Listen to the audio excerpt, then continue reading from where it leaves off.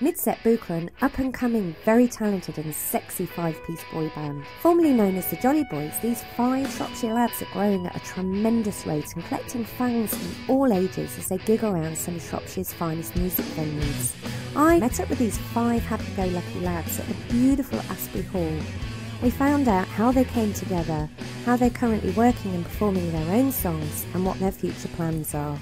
Good afternoon, boys. We've got Midset Buka with us. We'd like to have a chat with you. How are you today? Very well, thank you. Good, it's lovely. We're here at Astbury Hall, which you're going to be playing here at the Valley Launch Party in a few weeks. So we just thought we'd get you in for an interview and find out a little bit more about you. So if you can all go through who you are and what instruments you play in the band, that'd be brilliant. I'm Aaron Alvey and I'm lead singer and I play acoustic guitar. I'm Ed Martin and I play lead guitar. I'm Carl Newsom, I play rhythm guitar and backing vocals. I'm Richie Newsom, I play bass guitar and backing vocals. I'm Steve Burrows and I play the drums. So you used to be known formally as the Jolly Boys. What happened to that name? Now you're Midset Buka, could somebody tell us about what happened with that? Strange story. Basically, there was this very old age, they're probably going to see this now, it's probably a very old age group that were called the Jolly Boys from Jamaica, and they're still going, and we didn't really want to be. Because they were releasing records. They were releasing stuff, and we didn't want to stop turning up on the same search as them and all that, so it just comes down to we didn't want 2 bands of the same name. Legal issues. And legal issues. Legal issues. Yeah. I mean, it was a good name for you guys, but you've come up with this new name, Midset Buka. And how did you come up, and what's the reason behind that? Well, it's just kind of like a band tradition that in the middle of each set of our gig, we'd have a shot sambuca. Right. Some more so than others. Usually there's a couple of us that are the designated drivers. So, you know, in the middle of each set, one of us would say, you know, Midset Buka, as in sambuca, and it kind of, that's how we thought of that. Excellent. So gives you that little bit of a boost for the last set. So how did you guys all get together? When did you form? Originally, the band formed like, what, 2 years ago, 3 years ago, but me and Steve were the only ones that were actually in the band to start with. Everyone else is new, because obviously Dan got everyone together, who's the old lead guitarist. Yeah. And he rounded everyone up, what, 3 years ago, and then since then it's just chopped and changed. But I mean, we've got, as we are now, we've been here for, how long have we been together now? About 6 months. Yeah, the lineup as we are now has been together for about 6 months. We're like the Sugar Babes. Yeah. But no, it's flying now, it's going nicely. Excellent. So, yeah, your last guitarist, Dan Senior, he left the band, and then Cal joined, I believe, and there was a bit of a reorganisation. Yeah, well, essentially I used to play rhythm, so Cal's replaced me and I've replaced Dan on lead. I mean, how are you finding it? Now you've settled in as the new 5. It's great fun, really good fun, and you know, I mean, with Dan we wish him all the best, and there's no hard feelings or anything like that, but we're just having a great time, really good time, and we're really pleased that we've got Cal and a relatively new musician on board, so yeah, everyone seems to gel much better now. Yeah. Because you both are cousins, aren't you? Yes. So have you been playing for a while together? Like from kids? Yeah, well, Practicing and we've been, we come from quite a musical family. So our dads play in bands. Our dads are actually identical twins. Oh, right. Yeah. So we've been playing together since, you know, really young, playing guitar, jamming together and things like that. We started playing it when we were about, I think we were about 10, something like that. Yeah. But we've literally like just played guitar with each other since then, really. Yeah. I guess with your dads both being in a band, are they both guitarists as well? No, my dad, it's the same role really. It's my dad's guitarist and singer, and Richie's dad is bassist and singer as well. So it's exactly the same. So did you just pick up their guitars and start playing? Yeah. Excellent. And Aaron, I believe you used to play when you were younger.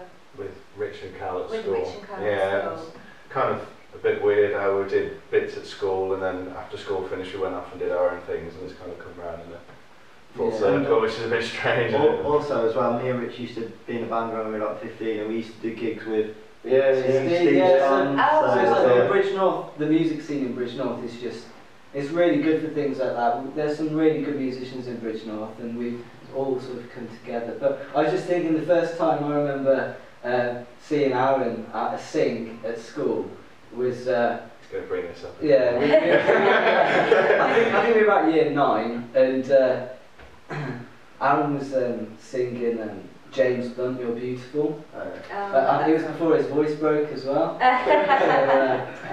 So, that's how we first sort of got together, really, wasn't it? You know? Yes.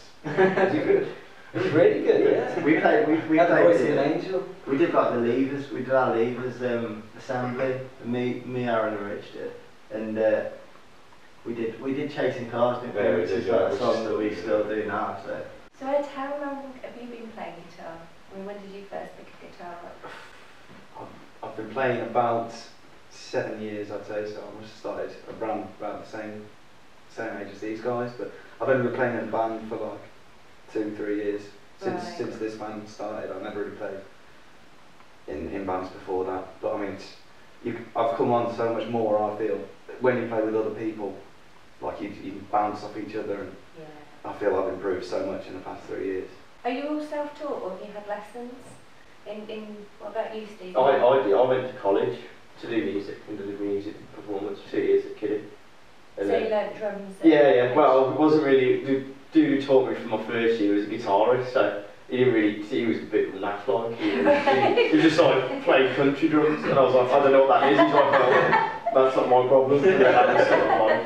But then we had for the second year, I had a drum teacher come in and like taught me from there, and that's pretty much the only lesson I really had. Like, that was good.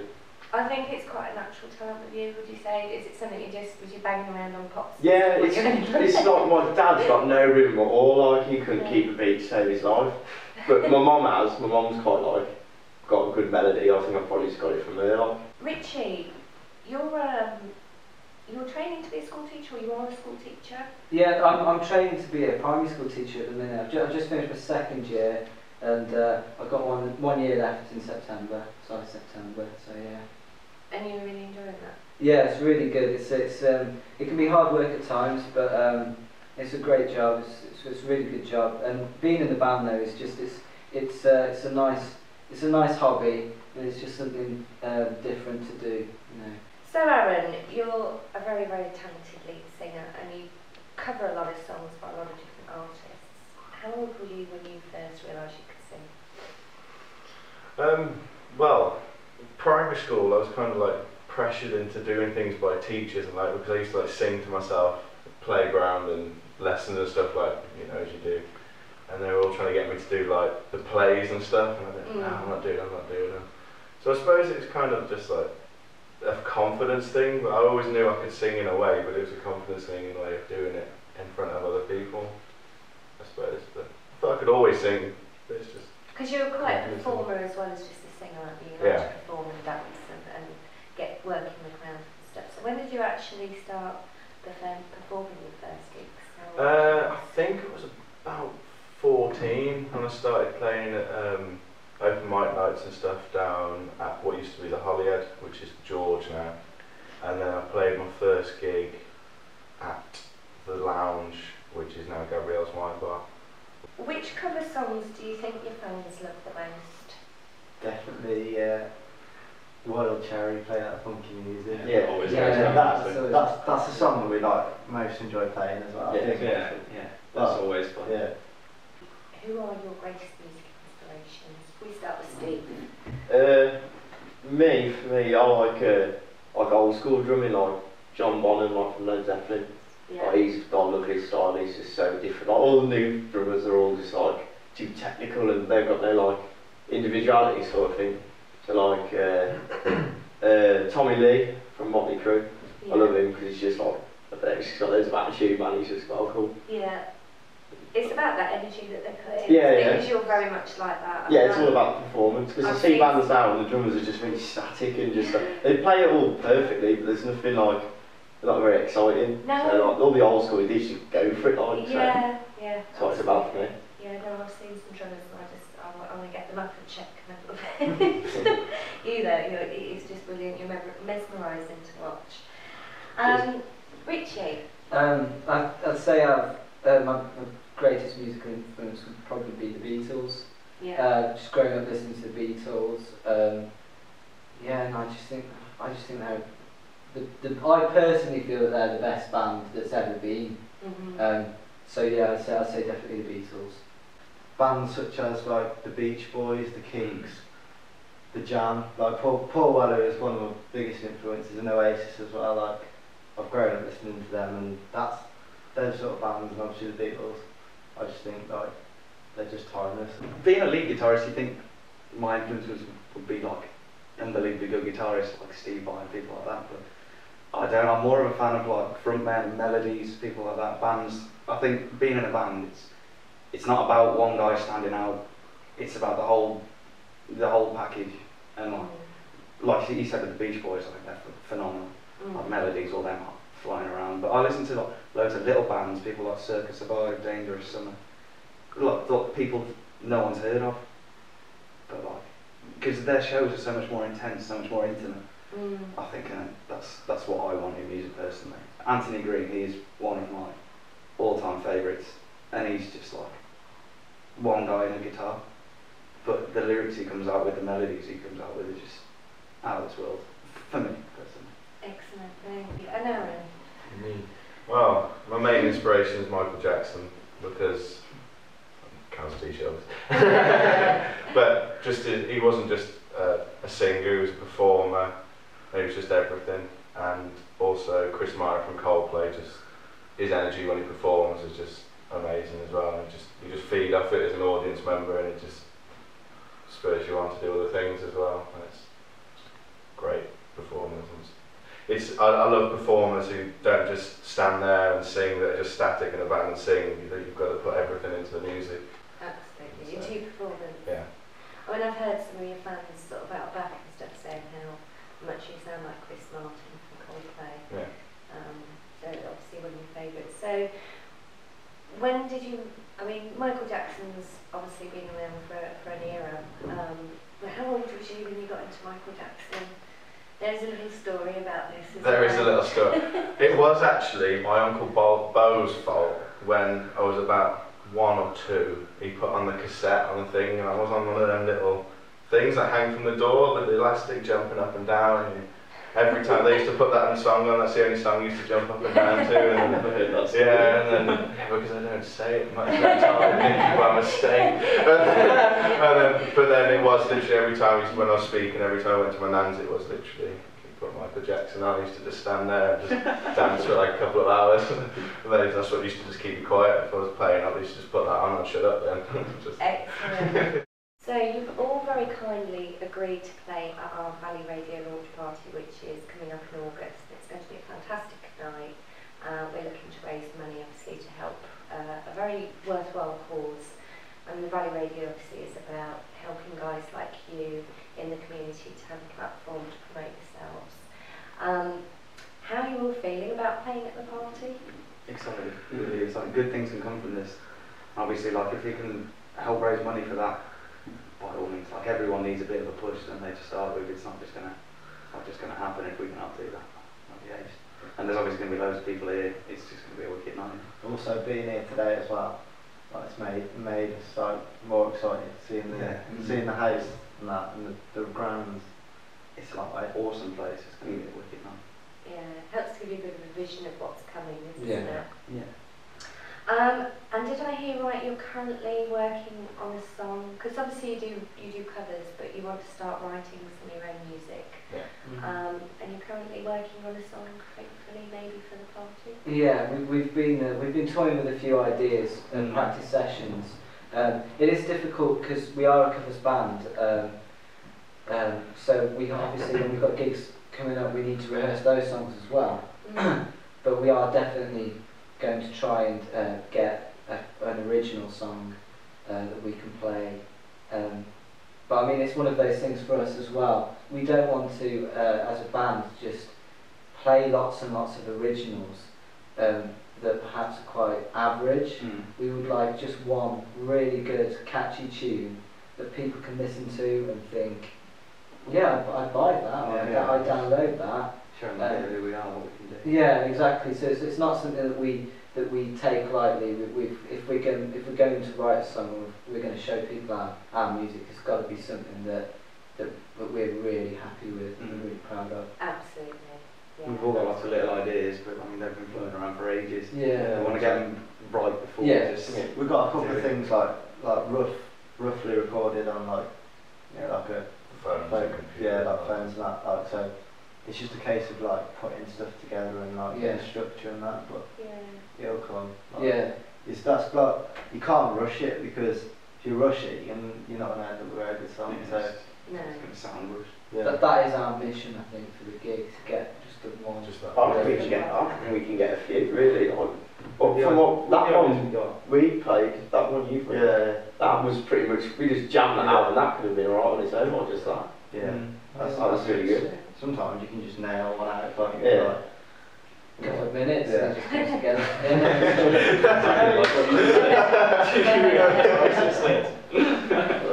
I think it's a bit, they say if you're going to write a book, it just literally falls out of you one day. If you try and sit and write a book, it's a horrendous task. And I mean, I've done it myself. I've just written my first book, and it just literally fell out of you. So I guess that's the same with writing music. It's got to come through you, doesn't it? When the time's right and when you're ready.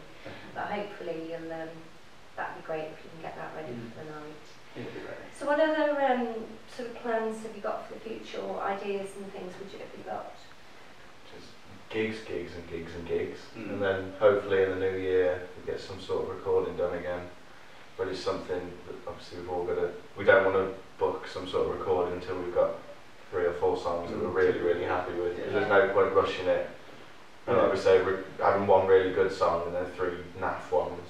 You don't really want to do that. You want to record 3 or 4 ones that you're really happy with, that showcase what you've actually got to offer next. And you've got to try and build up the fan base before you release the music, haven't you, really? If you release it in 5 people hear it, it's a bit of wasted time, isn't it? Absolutely, Pin it back till at least next year.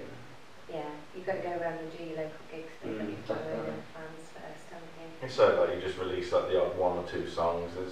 Until you've got a good fan base, there's no point spending thousands of pounds on releasing a 10-track album, which is going to be heard by about 20 people. There's no point in doing that, is there? Well, you know I'll buy your first album. I'll be the first person to buy it. Now, you've recently acquired a beautiful and talented young lady to help you, called Ria Moore, or Rihanna? Rihanna. Can you tell me a little bit about her? I run, these guys sometimes turn up, I run a open mic night down at the George, and she just came along to that, and we used to do one at the Black Boy ages ago, and she was there, but that was when she was first starting, and so she was still a bit like, people. and like, you just see her about, and I just asked her, I said, do you want to come and play before us or in the middle of our set or something? I said, yeah. And then when she's gigging around town, I normally run up and do a couple in her middle before or whatever, and then help each other out. But I think it's important to state as well, she's only 16 and she's got like so much confidence, and she's like building up. She's talented. Definitely. But yeah, I mean, that's the thing that we were saying about Bridge North musicians. We all, a lot of us, we all sort of stick together and support each other, go to each other's gigs, and there are some really good musicians in Bridge North. So be able to promote Ree with our gigs, it's just something that we really enjoy doing. I know Cooper and Davis help her out a lot as well. Yeah, they're a brilliant duo. Yeah, yeah. I think it's good as well, because you obviously 5 lads, and to have a bit of female energy come into the group will help balance things out a bit, won't it? So she's a cool down act, as she calls herself. Calms everyone down in the middle. And she's brilliant, and she's obviously going to be supporting you and playing at the Valley Launch Party as well. So we're really looking forward to that. Well, wanted to thank you, Aaron, and Ed, and Cal, and Richie, and Steve for coming along. I think it's been lovely meeting you all.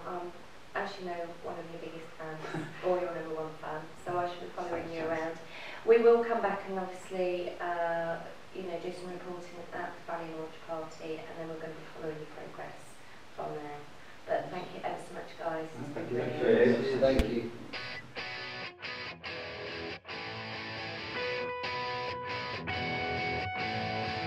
www.midsetbuka.co.uk